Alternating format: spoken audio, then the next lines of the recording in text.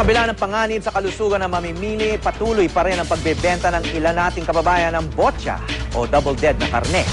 Katunayan, kaninang madaling araw tinatayang 200 kilo ng botya at sirang karne ang nakumpiska ng mga otoridad sa isang palengke sa Maynila. May news to go si Mav Gonzalez. Sa isang surprise inspection, may nakuhang 100 kilo ng botya o double dead na karne. 150 kilo naman ang nahuling expired na imported meat. Sa hirap siguro ng panahon ngayon, marami na rin bumibili nito. Kinakatakutan natin baka ito ay binebenta bilang sa mga karinderya o ipapanghanap buhay pa, na kung saan ang mga bumibili hindi alam na kung ano ang pinanggalingan ng karning kanilang kinakain. Halos kalahati ng presyo ng sariwang karne ang bentahan ng botya. Tansya ng mga otoridad, nasa 30,000 piso ang halaga ng nahuling karne.